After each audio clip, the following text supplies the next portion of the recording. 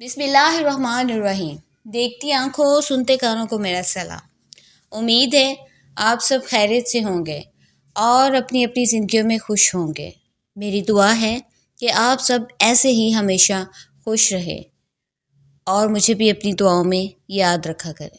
اپنی سٹوری کی طرف جانے سے پہلے آپ اس بات کی تسلی کر لیں کہ کوئی اندیکھی مخلوق آپ کے ارد گرد تو موجود نہیں، کیونکہ سنا ہے جب ان مخلوقات کا ذکر کیا جاتا ہے تو یہ بڑے شوق اور انٹرسٹ کے ساتھ اپنی باتیں سننے کے لیے آپ کے آس پاس آ جاتی ہیں۔ اس لیے آیت الکرسی کا ورد ضرور کر لیں تاکہ آپ کو ڈر نہ لگے۔ ہماری لائف میں بعض اوقات اپنی زندگی کے سفر پر کچھ لوگ چلتے چلتے اپنا راستہ بھٹک جاتے ہیں اور ان کے ساتھ ایسے انہونے واقعات ہوتے ہیں جو ان کو سیدھے راستے پر لے آتے ہیں۔ دراصل جب کچھ لوگ بھٹک جاتے ہیں تو اللہ تعالیٰ کسی ایسے راستے سے ان کو چاہے تو سیدھے راستے پر لے آتے ہیں، اور ایسا وہ کسی اندیکھی مخلوق کے ذریعے بھی کر سکتے ہیں۔ بہت سارے ایسے واقعات ہوئے ہیں جس سے انسانوں کا جناتوں کے ساتھ ٹکراؤ ہوا ہے اور وہ بہت سارے گناہوں سے تائب بھی ہوئے ہیں۔ آج کی ہماری سٹوری اسی سے ریلیٹڈ ہے۔ ایک چور جو کہ بہت سالوں سے چوری کرتا تھا اور اس کے ساتھ ایسا واقعہ پیش آیا کہ اس نے اپنے گناہوں سے توبہ کی۔ احمد جو کہ اپنے ماں باپ سے دور الگ ایک علاقے میں رہتا تھا، اور احمد کے ماں باپ نہیں جانتے تھے کہ احمد جو ہے وہ نوکری نہیں بلکہ چوری کر کے جو ہے وہ اپنی گزر بسر کرتا ہے۔ احمد جب کسی ٹارگٹ کو چوز کرتا تھا تو وہ اس کی کافی عرصے تک ریکی کرتا تھا اور پھر اس کے بعد وہاں پر چوری کرتا تھا۔ اسی طرح سے اس نے ایک سیٹھ کی حویلی کا انتخاب کیا تھا اور وہ بہت زیادہ امیر تھا۔ احمد کے مطابق آج رات وہ سیٹھ اور اس کی بیوی ایک تقریب میں جانے والے تھے اور کافی گھنٹوں تک نہیں آنے والے تھے۔ احمد کے لیے یہ وقت کافی تھا چوری کے لیے، کیونکہ احمد ایک پیشہ ور چور بن چکا تھا اور وہ چوری میں بہت مہارت رکھتا تھا۔ احمد نے اپنے پلان کے مطابق اس گھر میں انٹر ہوا۔ وہ ایک بہت بڑی حویلی تھی۔ اس کے بہت بڑے لان کو عبور کیا اور اس کے بعد وہ جس حصے میں داخل ہو رہا تھا رسی کے ذریعے، وہاں پر عام ملازموں کو داخل ہونے کی اجازت نہیں تھی۔ احمد جب گھر کے اندر داخل ہوا تو پورا گھر اندھیرے میں ڈوبا ہوا تھا۔ احمد بہت احتیاط سے چلتا ہوا اوپری منزل کی طرف گیا۔ اس گھر میں ہر چیز بہت اعلیٰ اور بہت قیمتی تھی۔ ہر چیز پہ احمد کا دل للچا رہا تھا کیونکہ ہر چیز بہت قیمتی تھی، لیکن ایسا نہیں ہو سکتا تھا کیونکہ احمد سب کچھ نہیں لے کے جا سکتا تھا۔ احمد کا ہدف صرف زیورات اور نقدی تھی۔ احمد لاکر تک پہنچا، اور ایسے لاکر احمد کے لیے کھولنا بائیں ہاتھ کا کھیل تھا کیونکہ احمد اس میں بہت ایکسپرٹ ہو چکا تھا۔ احمد نے کچھ ہی تگ و دو کے بعد اس لاکر کو کھول لیا، اور جیسے ہی وہ لاکر کھلا تو احمد کی آنکھیں پھٹی کی پھٹی رہ گئی۔ وہ لاکر بیش قیمت جولری اور نقدی سے بھرا ہوا تھا۔ ابھی احمد جو ہے وہ اس کا جائزہ ہی لے رہا تھا اور قیمت کا اندازہ لگا رہا تھا کہ جب اسے دروازہ کھلنے کی آواز آئے اور احمد چونک پڑا۔ احمد اس ایسی سچویشن کے لیے بالکل بھی تیار نہیں تھا کیونکہ اس کے مطابق اگر تقریب 3 سے 4 گھنٹے جاری رہنی تھی، لیکن یہ تو ابھی ہی کوئی اس گھر میں انٹر ہوا ہے۔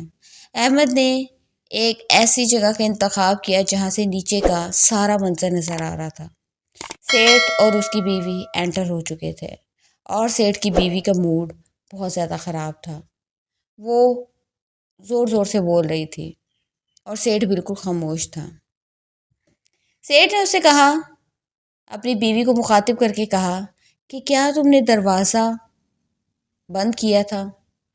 تو اس کی بیوی جو بول رہی تھی ایک دم چپ ہوئی، اور اس نے یاد کرتے ہوئے کہا کہ ہاں، نہیں، شاید، پتہ نہیں، اوہ میرے زیورات، ہماری نقدی، یہ میرے خاندانی زیورات ہیں، مجھے لگتا ہے گھر میں کوئی ہے۔ وہ تیزی سے اوپر کی طرف بھاگی، لیکن چونکہ وہ وزن میں بہت زیادہ تھی اس لیے وہ سیڑھیوں پہ گر پڑی، اور سیٹھ نے جب اپنی بیوی کو گرتے ہوئے دیکھا تو اس کو زیادہ سنبھالنے کی کوشش نہ کی، کیونکہ سیٹھ کی توجہ اس طرف تھی جس طرف میں بیٹھا تھا۔ سیٹھ کو شک ہوا تو اس نے فوراً اپنے دراز سے پسٹل کو نکالا اور زور سے بولا، کون ہے وہاں؟ سامنے آؤ، میں کہتا ہوں سامنے آؤ ورنہ میں فائر کھول دوں گا۔ اور اس کے بعد سیٹھ نے کریڈٹ اٹھایا اور کسی کو کال کی، اور اس کے ساتھ ہی جو ہے بولا کہ جلدی سے اندر آؤ، مجھے لگتا ہے گھر میں کوئی گھس آیا ہے، ہمارے گھر میں چور ہیں۔ شاید اس نے اپنے گارڈ کو کال کی تھی، اور اس کے ساتھ ہی اس کو ہدایت دی کہ پولیس کو بھی کال کر دو۔ اب احمد کے لیے بہت مشکل سچویشن بن چکی تھی۔ احمد نے چند ہی لمحوں کی پلاننگ کے بعد وہاں سے نکلنے کا فیصلہ کیا، اور اسی وقت پولیس بھی آ گئی۔ احمد اور پولیس کے درمیان چوہے بلی کا کھیل جاری رہا، چھپن چھپائی کا، اور آخر کار احمد وہاں سے نکلنے میں کامیاب ہو گیا۔ احمد جن گلیوں سے جا رہا تھا وہ کافی تنگ تھی، اور احمد ان علاقوں کی گلیوں سے بہت اچھی طرح سے واقف تھا۔ اسی وجہ سے احمد وہاں سے نکلنے میں کامیاب ہو گیا اور بھاگتا ہوا ایک قبرستان میں داخل ہو گیا۔ قبرستان میں چھپ کر بیٹھ گیا۔ وہاں پر دو پولیس والے جو اس کا پیچھا کر رہے تھے، جب وہ قبرستان کے قریب آئے رات کی اس پہر، وہ قبرستان میں داخل ہونے کی ہمت نہیں کر پا رہے تھے، اس لیے وہ پیچھے مڑ گئے، اور اس وقت قبرستان میں احمد تھا اور قبرستان کی خاموشی تھی۔ احمد نے اپنے بڑے بوڑھے سے سنا تھا کہ رات کے اندھیرے میں قبرستان میں زندگی جاگ جاتی ہے، اور رات کے اس اندھیرے میں قبرستان میں مردوں کے علاوہ کوئی اندیکھی مخلوق بھی جاگ جاتی ہے، اور اس کا راج ویرانوں میں ہوتا ہے۔ اب احمد کو ڈر لگ رہا تھا، احمد بہت زیادہ ڈر چکا تھا، اور وہ یہاں پہ زیادہ دیر رکنا نہیں چاہتا تھا، لیکن اس کو یہ بھی ڈر تھا کہ باہر پولیس اس کو ڈھونڈ رہی ہے۔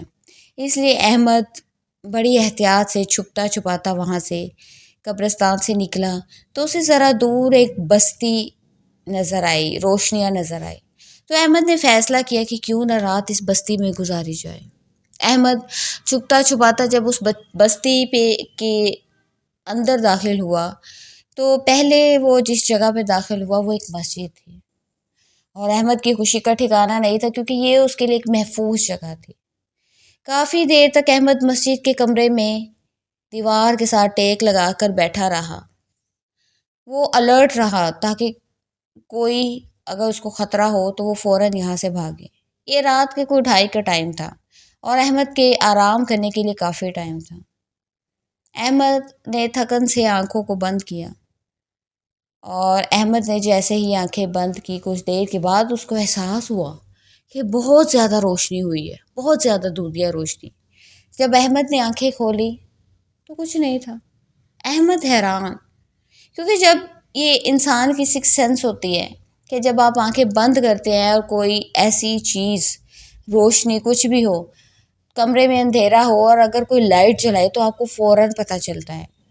تو اسی طرح سے احمد کے ساتھ بھی ہوا، لیکن وہاں پر ایسا کچھ نہیں تھا۔ احمد ابھی جاگ رہا تھا جب اس کے سامنے دیوار میں سے، وہاں پر کوئی دروازہ نہیں تھا، اس کے سامنے دیوار میں سے ایک بزرگ نمودار ہوا، اور اس کے پاس ایک اور بزرگ نمودار ہوا، اور اس طرح سے تیسرا، چوتھا، پانچواں، دائیں بائیں سامنے سے ہر طرف سے نمودار ہو رہے تھے وہ لوگ جنہوں نے ایک لباس پہنا ہوا تھا۔ ان کی باریش داڑیاں تھی، چہرے پر بہت روشنی، نور، وہ سب جمع ہو رہے تھے اور ایک قطار میں بیٹھ رہے تھے۔ آخر جب سب بیٹھ گئے تو سلسلہ رک گیا، اور پھر ایک اور بزرگ دیوار میں سے منبر کی جانب سے نکلا، اور اسے سب کو مخاطب کیا، اور بولا سب کو میرا سلام۔ آج میں نے آپ کو آپ کی عبادتوں میں اس لیے مخل کیا اور بلایا۔ اس محفل کو منعقد کرنے کا مقصد ایک بہت اہم مقصد ہے۔ ایک ناپاک چڑیل نے ہمارے مسجد پہ قبضہ کیا، عبادت گاہ پہ قبضہ کیا ہے، اور ہم جنات کی اس نسل سے تعلق رکھتے ہیں جو کہ اللہ کی عبادت کرتے ہیں، اور جو کبھی انسانوں کو اور ایسی مخلوق جو کہ ہمارے ہی قبیلے سے تعلق رکھتی ہوں لیکن وہ برائی میں جا چکی ہوں، ہم ان کو نقصان نہیں دے سکتے، لیکن وہ اپنی طاقت کے نشے میں چور ہے اور وہ ہمیں نقصان پہنچانے کا سوچ رہی ہے، اور ہماری عبادت گاہ کو بھی، اور وہ غیر مذہب سے ہیں۔ تو اس لیے ہم کوئی ایسا حل سوچیں کہ اس کی جان کو بھی خطرہ نہ ہو اور ہم اپنی عبادت گاہ کو بھی محفوظ رکھیں۔ تو ان میں سے ایک نے کہا کہ کیا ہم اس کو مار نہیں سکتے؟ ہم اس کو مار کر بھی اپنی عبادت گاہ کو بچا سکتے ہیں۔ تو اس بزرگ نے جواب دیا کہ نہیں، ہم نہیں، ہم لیکن ہاں کوئی انسان اگر اس کی ذمہ داری لے تو وہ ایسا کر سکتا ہے۔ اب احمد بہت حیران تھا کیونکہ وہ سب کے درمیان میں بیٹھا تھا، سب سن بھی رہا تھا، بہت خوفزدہ تھا، لیکن وہ حیران تھا کہ کیا ان کو میری موجودگی کا پتہ نہیں ہے، کیا میں ان کو نظر نہیں آ رہا، کیونکہ وہ سب اس طرح سے جو ہے وہ شو کر رہے تھے کہ جیسے ان کو احمد کی موجودگی کا کوئی پتہ نہیں ہے۔ اس کے بعد جب ان کی آپس میں گفت و شنید ہوئی اور اس کے بعد وہ ایک دم سے کھٹکا باہر ہوا، تو ان میں سے جو خطاب کرنے والے تھے بزرگ تھے، انہوں نے کہا کہ مؤذن آ چکے ہیں، اس لیے ہم یہاں سے اب نکلتے ہیں، اور ایک دم سے سب غائب ہو گئے۔ اسی وقت دروازہ کمرے کا کھلا اور ایک نوجوان اندر داخل ہوا جو کہ ابھی ابھی وضو کر کے آیا تھا۔ جب اس نے مجھے دیکھا تو اس نے کہا آپ شاید کوئی مسافر ہیں۔ اس وقت میں بہت شدید خوف میں تھا، مجھے نہیں پتا وہ کیا بات کر رہا ہے۔ اس نے میرے کندھے کو جھنجھوڑا، اس نے کہا کہ آپ کوئی مسافر ہیں، کیا آپ کو کس چیز کی ضرورت ہے؟ میں بالکل خاموش۔ اس نے دوبارہ مجھے مخاطب کیا، صاحب کیا ہوا ہے آپ کو؟ تو میں زور زور سے چلانے لگا، سیٹھ، اس کی موٹی بیوی، وہ زیورات، وہ پیسے، وہ جنات کی محفل۔ ایک دم سے میں کانپنا شروع ہو گیا، اور جب اس نے مجھے پکڑا تو اس نے کہا کہ آپ کو تو بہت تیز بخار ہے، مجھے لگتا ہے کہ آپ ڈر گئے ہیں۔ اسی وقت اس کے بعد وہ میرے اوپر جھکا، اور اس کے بعد مجھے نہیں پتا، میں اپنے ہوش و حواس سے بیگانہ ہو چکا تھا، اور جب مجھے ہوش آیا میرے اوپر پانی کے چھینٹے ڈالے جا رہے تھے، تو اس نے میرے سے پوچھا کہ آپ کو کیا ہوا ہے، آپ نے کچھ یہاں پہ دیکھا ہے؟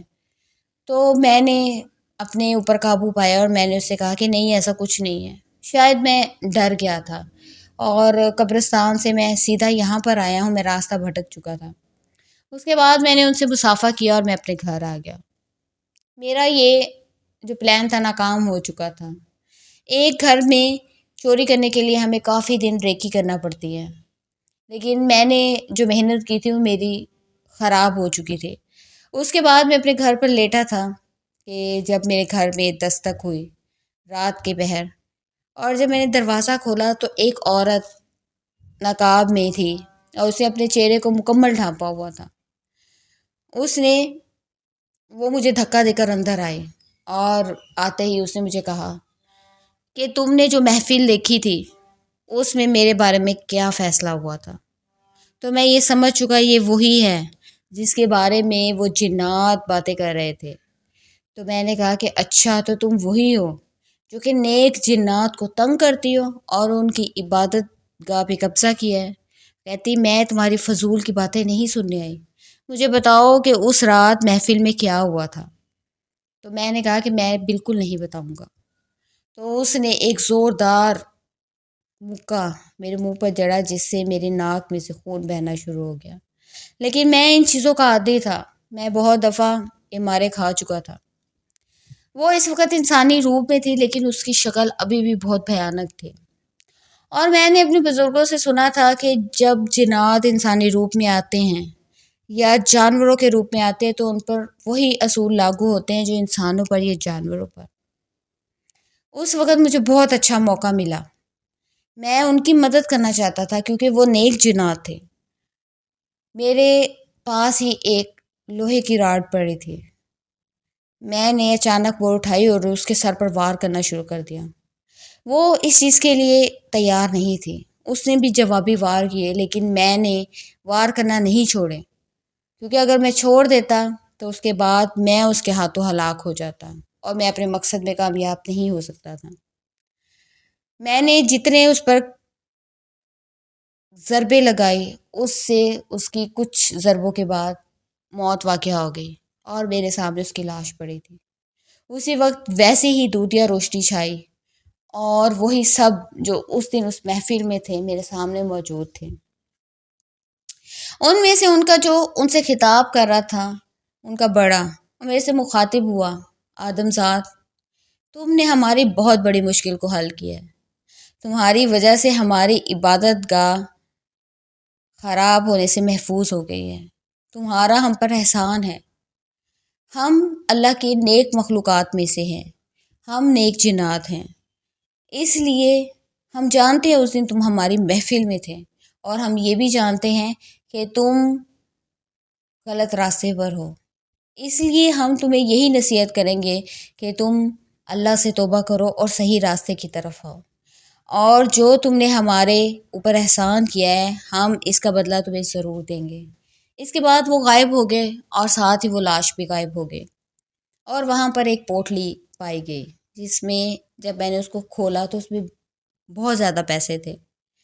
اس کے بعد میں اس قدر ان نیک جنات سے متاثر ہوا کہ میں نے رو رو کر توبہ طائف کی، اور اس کے بعد میں نے چوری کو چھوڑ دیا، اور اس کے بعد جب بھی مجھے ضرورت ہوتی، جیسے ہی میں وہ پوٹلی کھولتا اس میں ڈھیر سارے پیسے ہوتے جن سے میں اپنی ضروریات کو پوری کرتا۔ پھر میں نے جاب کی، میں نے محنت مزدوری کی، اور میں نے حق حلال کی روزی کمانا شروع کر دی۔ تو یہ تھی آج کی سٹوری، امید ہے آپ کو سٹوری پسند آئی ہوگی، اور اگر آپ کے ساتھ بھی کوئی ایسا ہارر انسیڈنٹ ہوا ہے اور آپ لوگوں تک اس کو پہنچانا چاہتے ہیں تو آپ میرے فیس بک پیج اور انسٹا پیج پر ڈی ایم کر سکتے ہیں۔ اس کے ساتھ ہی اگلی سٹوری آنے تک اللہ نگہبان۔